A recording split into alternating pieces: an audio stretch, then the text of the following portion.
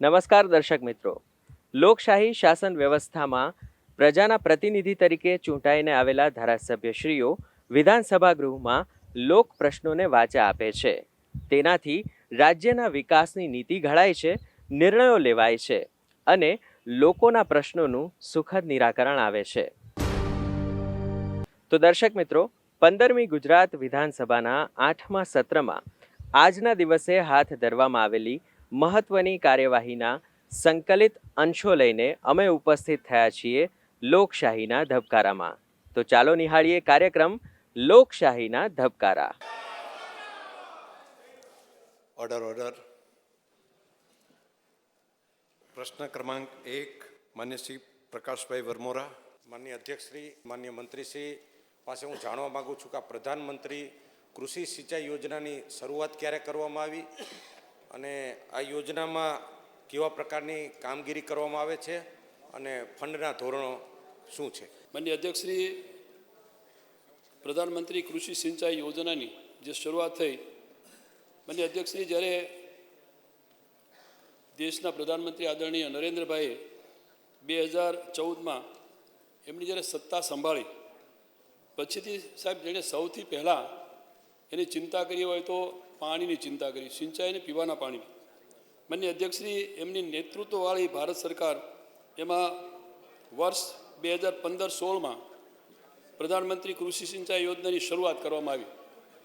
તે સમયે કુલ 4 કમ્પોનન્ટ અમલમાં હતા, જે પૈકીનો એક એક્સિલેટેડ ઇરિગેશન બેનિફિટ પ્રોગ્રામ, બીજો હર ખેત કો પાણી, ત્રીજો પર ડ્રોપ મોર ક્રોપ અને ચોથું વોટરશેડ ડેવલપમેન્ટ.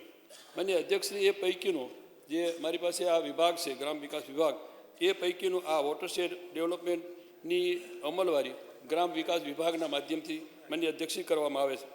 આની શરૂઆત માન્ય અધ્યક્ષશ્રી ભારત સરકારની એના દ્વારા 2021-22માં એની શરૂઆત કરી ગુજરાતમાં, અને ત્યારબાદ માન્ય ગુજરાત રાજ્ય માટે 2.92 લાખ હેક્ટર વિસ્તાર માટે માન્ય અધ્યક્ષની કુલ કોસ્ટ એટલે 687.8 એટલે 80 કરોડની જોગવાઈ કરી.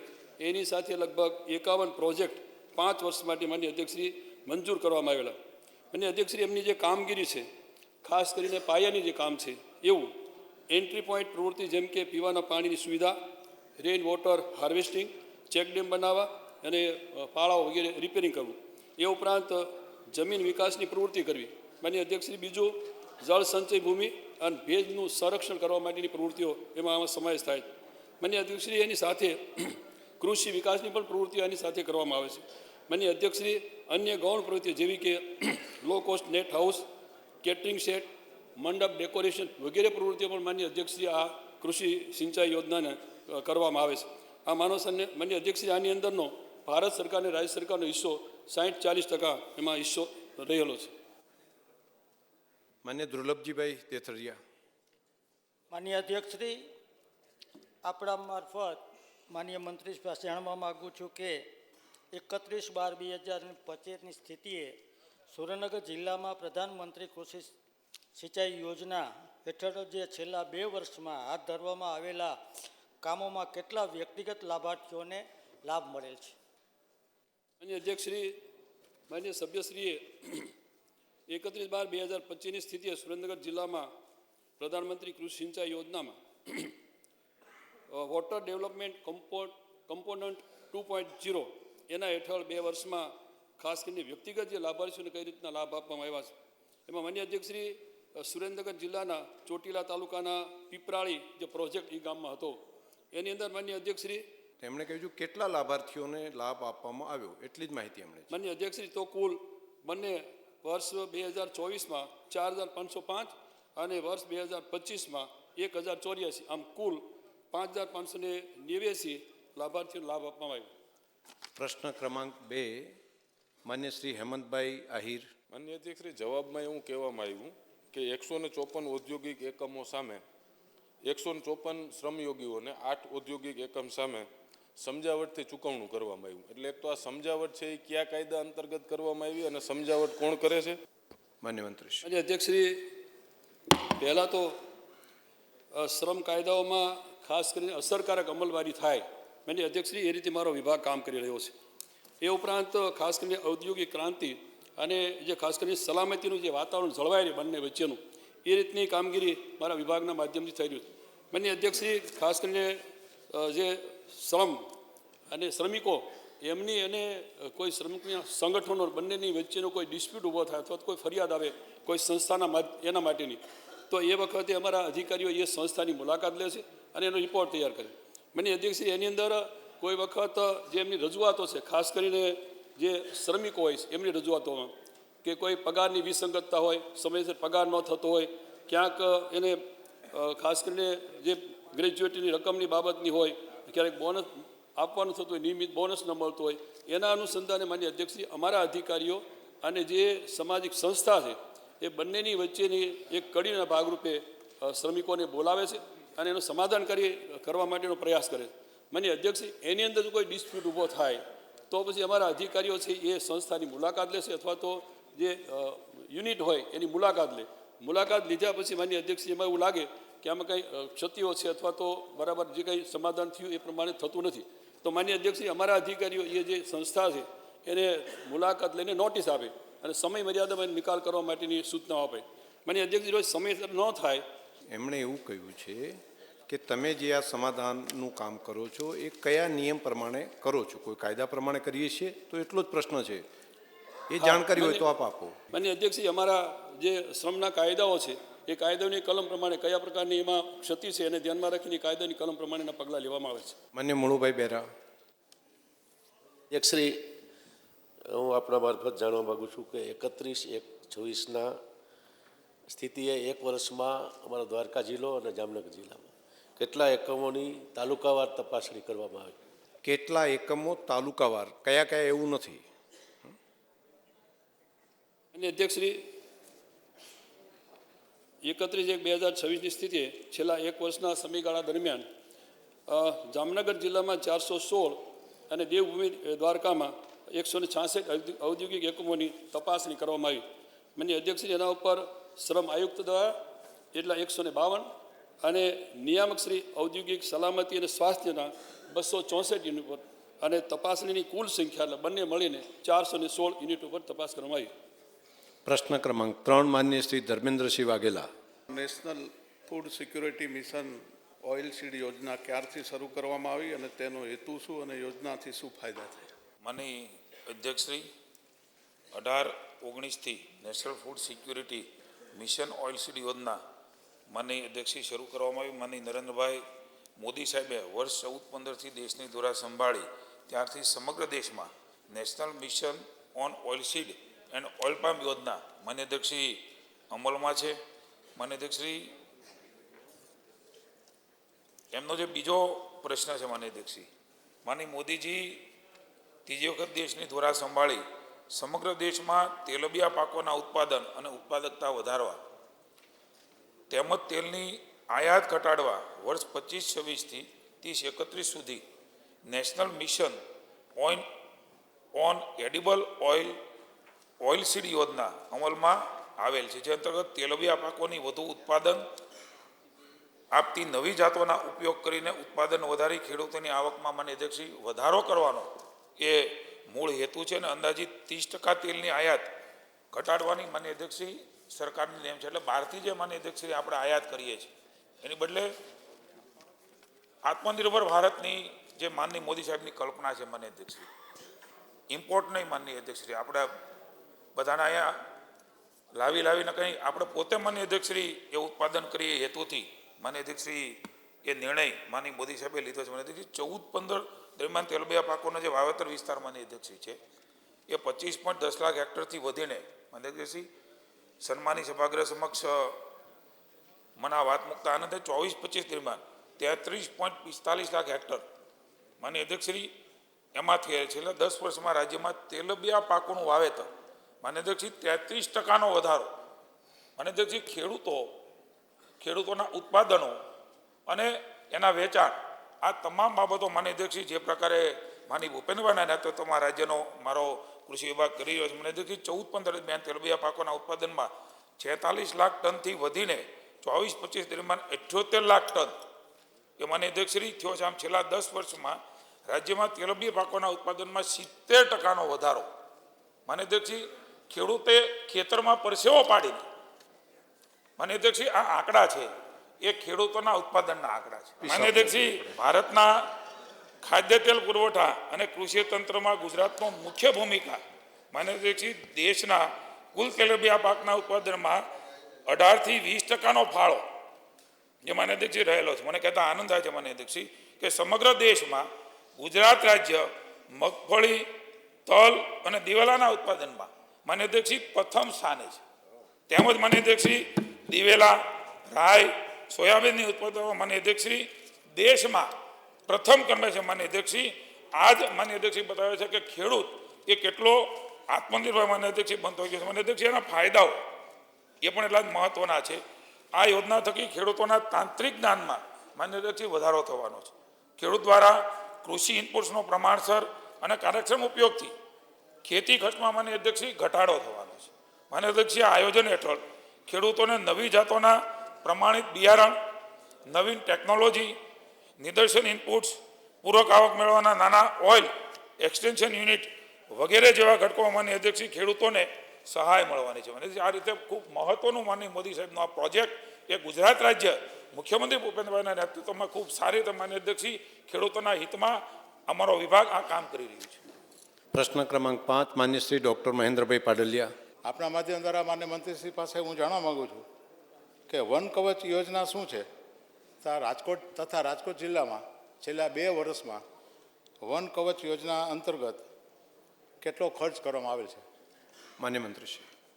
માન્ય અધ્યક્ષશ્રી વન કવચ યોજના ફોરેસ્ટ ડિપાર્ટમેન્ટની એક સક્સેસફુલ યોજના છે કે જે જંગલની બહાર વિસ્તારો આવ્યા છે અર્બન એરિયા હોય અથવા ગ્રામ્ય એરિયા હોય જ્યાં જંગલ નથી ત્યાં સોશિયલ ફોરેસ્ટ્રી એટલે કે વન કવચ મિયાવાકી પદ્ધતિથી 1 બાય 1 મીટરનો ખાડો કરીને 1 હેક્ટરની અંદર 10,000 વૃક્ષો વાવીને ડેન્સ ફોરેસ્ટ ઊભું કરવાની આ યોજના છે. ખૂબ સક્સેસફુલ યોજના છે અને જેટલી પણ વાવેતર એમાં કરવામાં આવે છે એનો સર્વાઈવલ રેશિયો 99%નો ખૂબ સરસ છે. એમના જિલ્લાનો જે પ્રશ્ન માન્ય સભ્યશ્રીએ કીધો છે એ એમના જિલ્લાની અંદર અત્યાર સુધી 22 વન કવચોનું નિર્માણ કર્યું છે ને એમાં 2,05,000 વૃક્ષોનું વાવેતર કરવામાં આવ્યું છે અને ખૂબ સારી યોજના છે એનો લાભ દરેક લોકો લઈ રહ્યા છે. ફરવાનું પણ સ્થળ બને છે, ટીચિંગ પણ થઈ રહ્યું છે, એજ્યુકેટ લોકો થઈ રહ્યા છે, બાળકો પણ આવી રહ્યા છે. એટલે આ યોજના વન કવચ એ ખૂબ સારી યોજના છે અને વન કવચ હવે આખા રાજ્યની અંદર પ્રચલિત છે અને ખૂબ એની ડિમાન્ડ પણ છે. મને અધ્યક્ષ માન્ય ઉદયભાઈ કાનગડ. હું આપના માધ્યમથી મંત્રીશ્રી પાસેથી જાણવા માગું છું કે રાજકોટ જિલ્લામાં છેલ્લા 2 વર્ષમાં એટલે 24-25 અને 25-26માં કેટલા રોપાઓનું વાવેતર કરવામાં આવ્યું અને વાવેતર કર્યા પછી એનો જે કંઈ ટકાવારી જેનો રેશિયો છે કે કેટલા રોપાઓ જીવંત રહે છે તેની માહિતી આપવા માટે વિનંતી. અને અધ્યક્ષશ્રી ફોરેસ્ટ વિભાગ હવે એનું તમામ કોન્સન્ટ્રેશન સર્વાઈવલ રેશિયો પર છે. માન્ય મુખ્યમંત્રીશ્રીના નેતૃત્વમાં અને માન્ય મંત્રીશ્રીના નેતૃત્વની અંદર સર્વાઈવલ રેશિયો ઉપર ધ્યાન આપીને યોજના બનાવે છે અને રાજકોટ જિલ્લાની અંદર મને કહેતા આનંદ થાય છે કે અત્યાર સુધી 388 હેક્ટરની અંદર એનું વાવેતર કરવામાં આવ્યું 2 વર્ષમાં. એમાં 6,47,000 જેટલા રોપાઓનું વાવેતર કર્યું. એમાં અત્યાર સુધી 5,29,000 રોપા જીવન છે એટલે 82%ની રોપાની એની સિદ્ધિ હાંસલ છે જે સર્વાઈવલની અંદર સારી રીતે ઉછરી શકે છે. માન્ય શૈલેષભાઈ. માન્ય અધ્યક્ષશ્રી માન્ય મંત્રીશ્રી પાસે જાણવું છે કે 24-25ની અંદર 301 હેક્ટરમાં રોપા વાવ્યા તેની સામે ખર્ચ થયો 610.60 લાખ રૂપિયા અને 25-26માં સાહેબ 31/12/2025ની સ્થિતિએ 87.50 હેક્ટરમાં તમે વાવેતર કર્યું અને સામે ખર્ચ જે થયો છે 581.55. એટલે 24-25 પ્રમાણે જો ખર્ચ કરીએ તો 1 હેક્ટર પ્રમાણે 2 લાખ રૂપિયા થાય છે અને 25-26 પ્રમાણે ગણીએ તો કે 6.5 લાખ રૂપિયા 1 હેક્ટર પ્રમાણે થાય છે. આટલો તફાવત કેમ? બંને યોજનાઓ સર અલગ અલગ છે. વન કવચ એ માન્ય અધ્યક્ષશ્રી એ 1 હેક્ટર દીઠ કામ કરવામાં આવે છે અને વોકિંગ ટ્રેક બીજું કરવાનું હોય, ફેન્સિંગ કરવાની હોય, ક્યાંક પાણી પહોંચાડવાની વાત છો, તમામ જગ્યાએ કરવામાં આવે છે. એક યોજના એવી હોય છે કે જ્યાં સામૂહિક રીતે બહુ મોટા પાયે વૃક્ષારોપણ કરવું, પાણીનો સપ્લાય છે એ ગ્રામ પંચાયત દ્વારા કરવામાં આવતો, એટલે બંનેનો ડિફરન્સ આવી રહ્યો છે. સાહેબ, યોજના તો એક જ છે, બંનેમાં ડિફરન્સ એટલી મોટી રકમનો ડિફરન્સ છે. યોજના એક હોય પણ એની પેટા યોજનાઓ અલગ અલગ હોઈ શકે. માન્ય મંત્રી શ્રી. માન્ય અધ્યક્ષશ્રી, સામૂહિક વન નિર્માણ યોજના હેઠળ અનેક પ્રકારના પ્રકલ્પો છે. એમાં વન કવચ પણ આવે છે, ટોલ સીડલિંગ પણ આવે છે અને એક ઝાડ વાવવાનો ખર્ચ 100 રૂપિયાથી માંડી અને 2500 રૂપિયા સુધીનો અલગ અલગ યોજનામાં અલગ અલગ. કારણ કે 2500 રૂપિયામાં આપણે લગભગ 3 વર્ષ સુધી રોપાઓ ત્યાં ઉછેરી અને એને ટ્રી ગાર્ડ સાથે એના પછી 3 વર્ષ સુધી વાવેતર કરવા સહિતની ખર્ચો સમયનો સમાવેશ થાય છે. એટલે એ તો યોજના પ્રમાણે એનો ફેરફાર થતો રહેતો હોય છે. પ્રશ્ન ક્રમાંક 6 માન્ય શ્રી સી કે રાહુલજી. માન્ય અધ્યક્ષશ્રી, આ પ્રધાનમંત્રી કૃષિ સિંચાઈ યોજના અગાઉનો જે જવાબ મારો તો મળી ગયો છે, પણ આ હેતુ શું છે અને રાજ્ય સરકારને કેન્દ્ર સરકારનો આમાં કેટલો હિસ્સો હોય છે? માન્ય અધ્યક્ષશ્રી, માન્ય સભ્યશ્રીએ જે આ પ્રોજેક્ટ છે પ્રધાનમંત્રી કૃષિ સિંચાઈ યોજના, માન્ય અધ્યક્ષશ્રી, એમનો આ પ્રોજેક્ટનો હેતુ ઇકોલોજીકલ સંતુલન જાળવવા માટેનો છે. એ ઉપરાંત માન્ય અધ્યક્ષશ્રી જળ સંરક્ષણ, જમીન સુધારણા, આજીવિકા વિકાસ વગેરેની પ્રવૃત્તિઓ કરવા માટેનો મુખ્ય આ પ્રોજેક્ટનો હેતુ છે. માન્ય અધ્યક્ષશ્રી, આ યોજનાના એનાથી થતા લાભો, માન્ય અધ્યક્ષશ્રી, ગામ તળમાં સ્વચ્છ પીવાના પાણીની સુવિધાઓ ઉપલબ્ધ કરવા માટેનું, જળ સંચયના માળખાનું નિર્માણ કરવા માટેનું, ભૂગર્ભ જળના સ્તરો સુધરે, ઊંચા આવે એ માટેનું, હરિયાળી આવરણ એટલે જેને કારણે જળ સ્તર સુધરે અને હરિયાળી ક્રાંતિ લાવી શકાય, અને એની સાથે સાથે જમીનનું ધોવાણ એ ઘટાડવા માટેનો આ પ્રોજેક્ટનો મુખ્ય હેતુ અને એના લાભો છે. માન્ય અધ્યક્ષશ્રી, આની અંદર જે ફંડનું ધોરણ છે એમાં ભારત સરકાર અને રાજ્ય સરકારનું 60:40ના આ રેશિયા મુજબ આ હેતુ અમલમાં આવે છે. પ્રશ્ન ક્રમાંક 7 માન્ય શ્રી વિરેન્દ્રસિંહ ઝાલા. માન્ય અધ્યક્ષશ્રી, આ કોલ્ડ સ્ટોરેજમાં સોલાર રૂફટોપ લગાવવાની યોજના ભારતીય જનતા પાર્ટીની સરકારે ઘણા સમયથી દાખલ કરી છે. એનાથી ગુજરાતના ખેડૂતોને ઘણો બધો ફાયદો થયો છે. આ પ્રશ્નમાં હું પૂછવા માગું છું કે આનાથી આ પેનલ જે લગાડીએ છીએ એમાં મિનિમમ અને મેક્ઝિમમ સહાયકનું ધોરણ શું છે અને આ લગાડવાનો હેતુ અને એના ફાયદા શું છે? માન્ય મંત્રીશ્રી. માન્ય અધ્યક્ષશ્રી, વીડી ઝાલા સાહેબ મંત્રી પણ રહી ચૂક્યા છે અને મારી સાથે પીએસસી કમિટીમાં. માન્ય અધ્યક્ષશ્રી, એટલો બધો મહત્ત્વનો પ્રશ્ન એમણે વિધાનસભામાં માન્ય અધ્યક્ષશ્રી પૂછ્યો છે. માન્ય અધ્યક્ષશ્રી, પરંપરાગત ઉર્જા સ્ત્રોતને બદલે પુનઃપ્રાપ્ત ઉર્જા સ્ત્રોતો એના ઉપયોગને પ્રોત્સાહન આપવા તેમજ સૌર ઉર્જા દ્વારા કોલ્ડ સ્ટોરેજનું માન્ય અધ્યક્ષશ્રી સંચાલન કરીને કાર્બન ઉત્સર્જન ઘટાડવા અને પ્રદૂષણથી થતા પર્યાવરણ પરનું ભારણ પણ માન્ય અધ્યક્ષશ્રી ઓછો કરવાનો અને આર્થિક ભારણ ખાસ કરીને ઓછો કરવાનો મુખ્ય હેતુ માન્ય અધ્યક્ષશ્રી એમાં છે. માન્ય અધ્યક્ષશ્રી, કોલ્ડ સ્ટોરેજના મુખ્ય વીજ બિલ એ સૌથી વધારે મહત્ત્વનું હોય છે.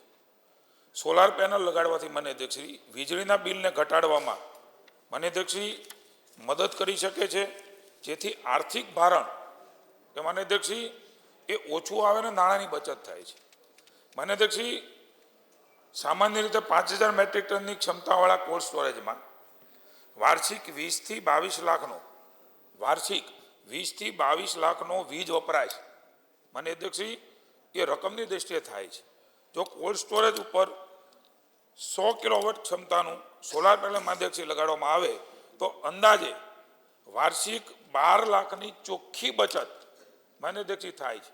આનો માન્ય અધ્યક્ષશ્રી સીધો ફાયદો, કારણ કે કોમ્પિટિશન છે, માની ભૂપેન્દ્રભાઈના નેતૃત્વની અંદર કોલ્ડ સ્ટોરેજ માટેની સબસિડીઓ છે, લોકો કોલ્ડ સ્ટોરેજ નાખી રહ્યા છે, પોતાનું ઉત્પાદન માની ફળફળાદી એ બધું સચવાય રહે માન્ય અધ્યક્ષશ્રી લાંબા સમય સુધી, એટલે ખૂબ મહત્ત્વનું છે. માનનીય અધ્યક્ષશ્રી, એ કોમ્પિટિશનના કારણે કે જે એમના ભાડા અથવા તો રાખવાની જે એને રકમ આપવાની હોય છે, એમાં પણ માનનીય અધ્યક્ષશ્રી 12 લાખ રૂપિયા કોઈ એક કોલ્ડ સ્ટોરેજવાળાને બચતા હોય તો સ્વાભાવિક છે કોમ્પિટિશનમાં સીધો જ ફાયદો એ વીડી ઝાલા સાહેબ એ ખેડૂતને મળવાનો છે. અને એટલા માટે મુખ્યમંત્રી ભૂપેન્દ્રભાઈની અમારી ભાજપની સરકાર માનનીય અધ્યક્ષશ્રી ખેડૂતોને પણ ફાયદો થાય, કોલ્ડ સ્ટોરેજ થાય, એમનું માનનીય અધ્યક્ષશ્રી જે ઉત્પાદન છે એમની પણ માનનીય અધ્યક્ષશ્રી બચત થાય, એમના કારણે થઈને માનનીય અધ્યક્ષશ્રી ખાસ કરીને બાગાયતો ઉત્પાદનો છે માનનીય અધ્યક્ષશ્રી એને માટે ખૂબ મહત્વનું વ્યાજબી ભાડું માનનીય અધ્યક્ષશ્રી એમને મળી રહે છે. માનનીય અધ્યક્ષશ્રી એમણે બીજો પ્રશ્ન કર્યો છે, વ્યક્તિગત લાભાર્થી, માર્કેટિંગ યાર્ડ, સહકારી ખેડૂત સંસ્થા, જાહેર સાહસો, રજિસ્ટર ખેડૂત પ્રધાન સંગઠન, માનનીય અધ્યક્ષશ્રી એટલે કે સામાન્ય અને આદિજાતિ વિસ્તાર, આ બંનેમાં અલગ અલગ રકમની માનનીય અધ્યક્ષશ્રી જોગવાઈઓ છે સહાયની. 17 લાખ એટલે 17.5 લાખ રૂપિયા માનનીય અધ્યક્ષશ્રી એ સામાન્ય અને આદિજાતિ વિસ્તારની અંદર માનનીય અધ્યક્ષશ્રી 26.25 લાખ રૂપિયાની સહાય માનનીય અધ્યક્ષશ્રી આ કોલ્ડ સ્ટોરેજ માટે થઈને એને પ્રોત્સાહિત કરવા માટે માનનીય અધ્યક્ષશ્રી ભૂપેન્દ્રભાઈના નેતૃત્વમાં અમારા ડિપાર્ટમેન્ટે કોલ્ડ સ્ટોરેજની કેટલી માનનીય અધ્યક્ષશ્રી સહાયો બાકી હતી એ લગભગ માનનીય અધ્યક્ષશ્રી અમે પૂરી કરી છે. એના કારણે રાજ્યના ખેડૂતોને ખાસ કરીને બાગાયતી જે ઉત્પાદન કરે છે એમના માટે માનનીય અધ્યક્ષશ્રી ખૂબ મોટું આશીર્વાદનું કામ માનનીય અધ્યક્ષશ્રી થઈ રહ્યું છે. માન્ય ડૉક્ટર તુષારભાઈ ચૌધરી. માનનીય અધ્યક્ષશ્રી, આપના માધ્યમથી મંત્રીશ્રી પાસે જાણવા માગું છું કે સાબરકાંઠા જિલ્લામાં કુલ કેટલા એકમોને સહાય આપવામાં આવી અને જો એમની પાસે માહિતી હોય તો તાલુકાવાર કેટલા એકમોને સહાય આપવામાં આવી? માન્ય મંત્રીશ્રી. માનનીય અધ્યક્ષશ્રી, ઈડર તાલુકામાં 2 લાભાર્થીને માન્ય મંત્રીશ્રીને બ્રીફ કરવાની સચિવશ્રીઓની રિસ્પોન્સિબિલિટી છે, એમનું કર્તવ્ય છે. એટલે આવે છે તો કોઈ નવાઈ કે નવો વિષય નથી, એ આવવું જ જોઈએ. ન આવે ત્યારે પ્રશ્ન ઊભો થાય. માનનીય અધ્યક્ષશ્રી, ઈડર તાલુકામાં 2 લાભાર્થીને રૂપિયા 22,63,600ની માનનીય અધ્યક્ષશ્રી સહાય કરી છે. પ્રાંતિજ તાલુકામાં માનનીય અધ્યક્ષશ્રી 1 લાભાર્થીને રૂપિયા 17,50,000ની સહાય કરી છે. ખેડબ્રહ્મા તાલુકામાં 1 લાભાર્થીને રૂપિયા 26,25,000ની માનનીય અધ્યક્ષશ્રી સહાય કરી છે. હિંમતનગર તાલુકામાં 3 લાભાર્થીઓને રૂપિયા 50,98,000ની માનનીય અધ્યક્ષશ્રી સહાય કરી છે. આમ સાબરકાંઠા જિલ્લામાં માનનીય અધ્યક્ષશ્રી કુલ 7 લાભાર્થીઓને કોલ્ડ સ્ટોરેજ પર રૂપટોપ સોલાર પેનલ લગાડવા માટે કુલ 1,17,36,600 રૂપિયા.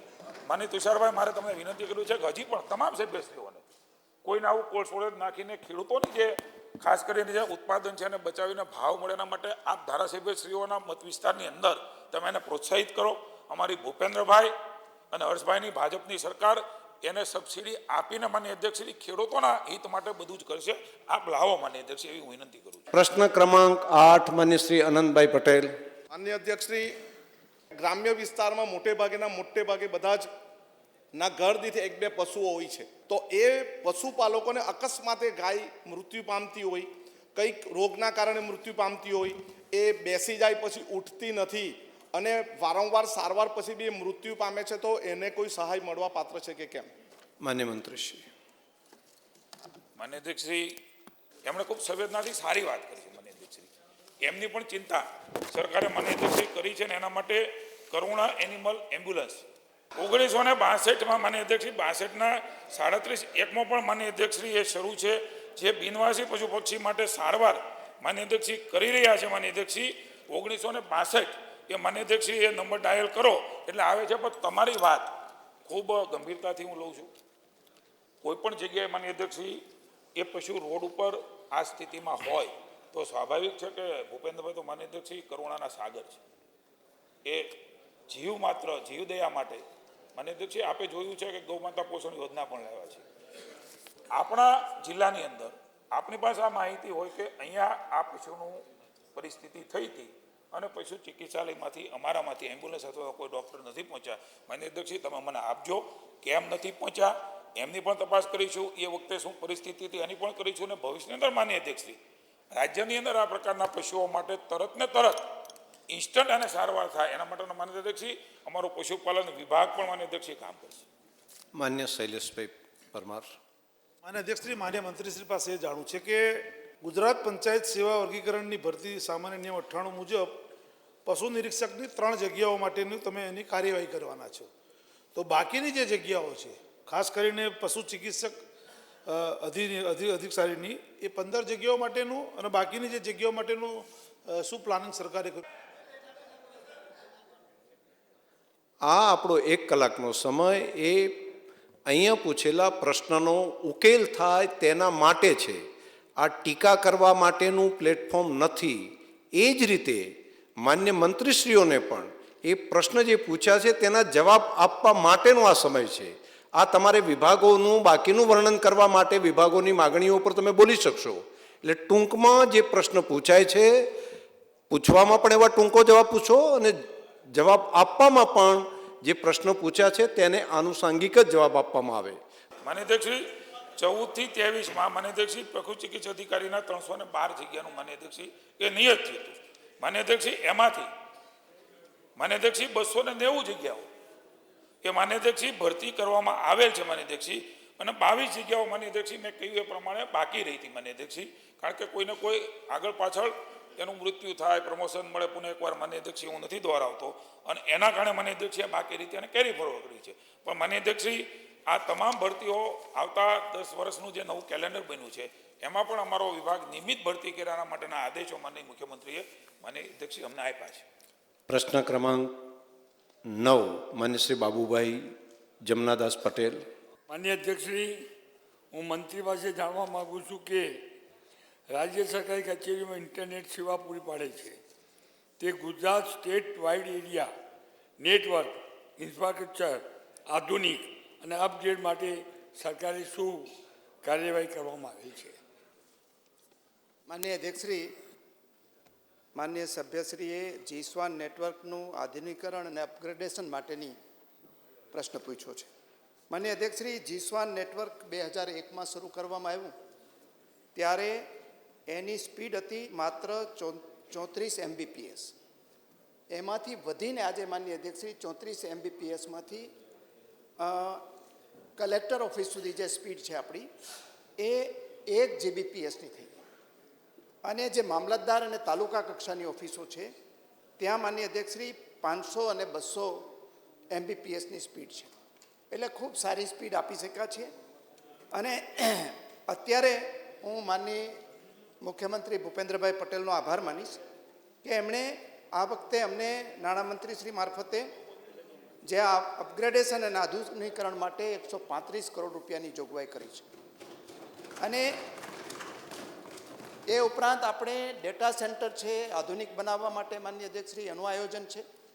અને એના મારફતે જે અત્યારે ડેટા સાઇલોમાં પડેલા છે એ બધા જ એક જ ડેટા સેન્ટરમાં આવી જાય એ પ્રકારનું આયોજન પણ રાજ્ય સરકારે કરેલું છે.